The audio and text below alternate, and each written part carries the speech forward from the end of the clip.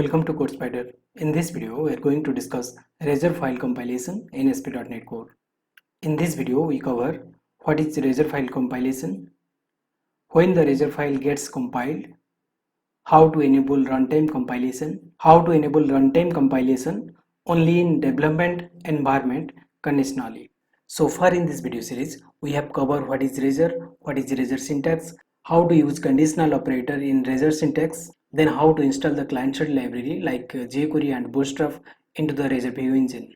And this video is very important those people are working on ASP.NET Core application in the real-time environment. They need to understand what is Razor file compilation and why it is necessary in ASP.NET Core 3.x. So let's first discuss about what is Razor file compilation.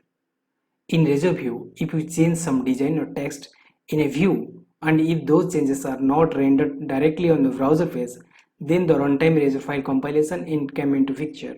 And as you know, in the Razor View, we have written both the HTML and the C# code. And when we build the application and run the application into browser, then it rendered the Razor syntax into the HTML. But at the same time, if we change anything in our view page or our design page, then that does not reflect in our browser. Again, we need to build and run the application, then that design will be displayed. So as a developer, it is very hectic. Then let's discuss when this compilation takes place. By default, the Razor file or .cshtml is compiled at two times. The first one is the build and second one is publish. Then you need to understand what is build and what is publish. The build is compilation to our code. That means it compiled our code and it is enabled to run in the browser. And publish is basically it moved the file into the production or the staging server. As you already discussed, the Razor files are compiled at both build and publish time, and this gives better performance as your views are compiled. We can also enable the runtime compilation, which will help the developers to see any modified view change in the real time without starting the application again and again. In earlier version of ASP.NET Core, Razor compilation was enabled by default. From .NET Core 3.x, it is on demand.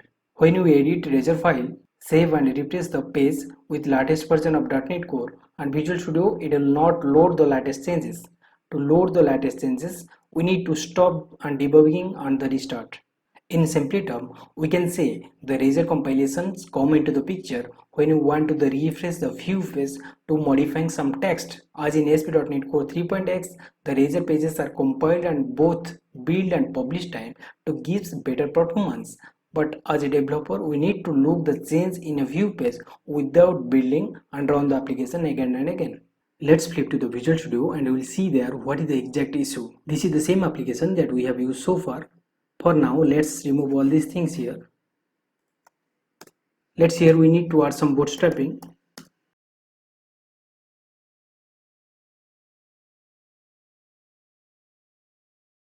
Let's run the application and see the output.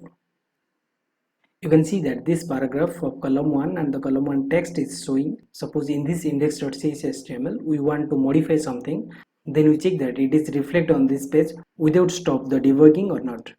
So let's copy this line and paste here, and here we make as column 2 and let's say make as column 2.text, and let's refresh this. You can see that there is no change. Let's make as control F5. Still there is no change because of by default the Razor file compilation is not enabled. But as a developer, we need to look the change in view page without build and run the application again and again. So to overcome of this, Razor file compilation is come into the picture. That means after enabling the Razor file compilation, whatever we change in the CSS/HTML page or Razor page, that should be reflected in our browser without build our application or publish our application again and again. So let's discuss about how to enable Razor file compilation. To enable Razor file compilation, we need to install the package using NuGet, the Microsoft.ASP.NET Core.MVC.Razor.runtime compilation. After adding this package, we need to change in the startup.cs file under the configure services method like this: services.addRazorPages.addRazor runtime compilation.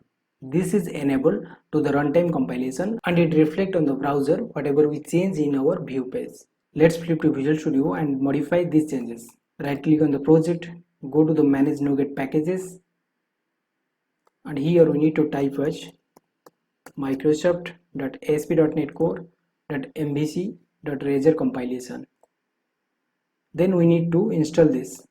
You can see that this package Microsoft ASP.NET Core.MVC.Razor.runtime compilation is added in our system. To check that, expand the dependencies folder, and on the packages you can see that Microsoft.ASP.NET Core.Razor.runtime compilation is there.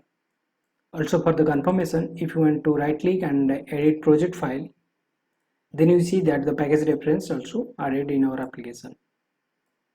Now let's open the startup.cs file, and here we need to check as services.add razor pages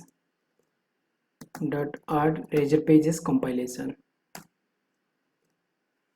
For now, let's remove this and run the application.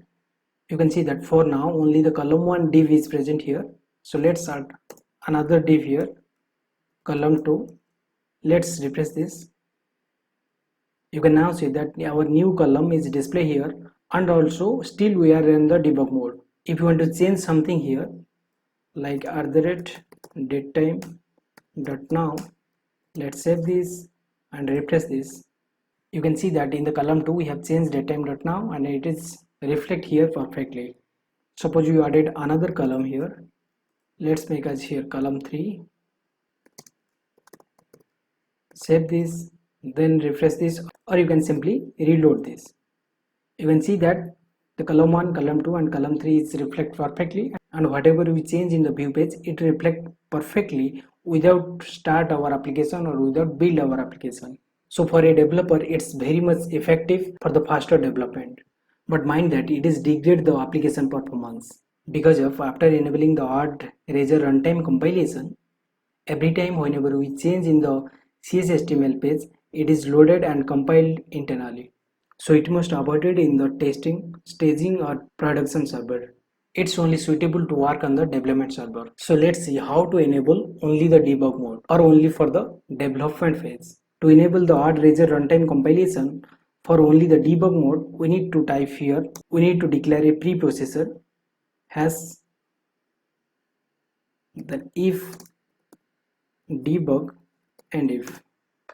That means if the application is in debug mode, then this should work. And you note that whenever we move the application into the testing, staging or the production server, we should publish as the release file.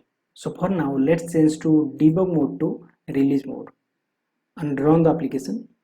You can see that the 3 columns are displayed here perfectly. Let's remove the 3rd column here, then save that, then reload the page. As you update the index.cshtml and there is no div of column 3, but still it is displayed because of we have mentioned here, if it is on debug mode, then this is working, otherwise it is not working. So as it is on release mode, so this is not working for us. And also in another way, we can check using the environment variables. Here if you navigate in the properties, launch setting.json, you can see that now the ASP.NET Core environment is on development. Let's make to as production, and instead of the release mode, let's make as a debug mode and run the application. Let's make change here, add another column here, let's set column 3, save this and refresh this.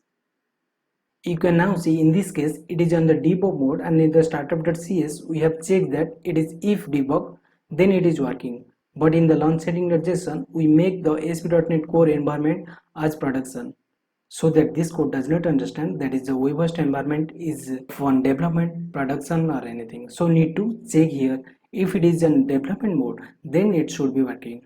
So let's check how to do this. To check the environment variables in which mode, we need to add here a constructor CTOR, and here we need to add as IOF host environment. Let's make as web-host environment, and here we need to add a variable, and here we need to check as, here we need to check if web-host environment is development mode, then it is working. Otherwise, if the launch setting.json is in the production mode, then the razor file compilation is not enabled for us. So let's run the application. Here you can see that there is 3 columns is displayed here. Let's remove this 3rd column, save this and reload the page, you can see that still the previous result is showing. That means for now the launch setting.json, the ASP.NET Core environment is production mode, and in the startup.cs, then we have checked that if the web environment is development mode, then it is enabled for us, otherwise it should be disabled. But mind that it is optional, because of whenever we publish the file into the testing, staging or production server, always we prefer the release file, not the debug file. But if you have need some certain area where you want to publish the file in the debug mode, then in that case, then we need to use like this. But in the general case, we publish the file as the release mode, so there is no required to check the web-host environment.is development, because if we have restricted, it is on the debug mode. I hope you have now the clear picture about what is Razor file compilation, then how to enable the Razor file compilation, and what the benefit of the Razor file compilation. And one thing is, remember that the Razor file compilation is enabled only for the development mode. That means on the staging or production mode, it should be disabled. That's it in the video. Do like and subscribe for more upcoming videos. Thanks for watching.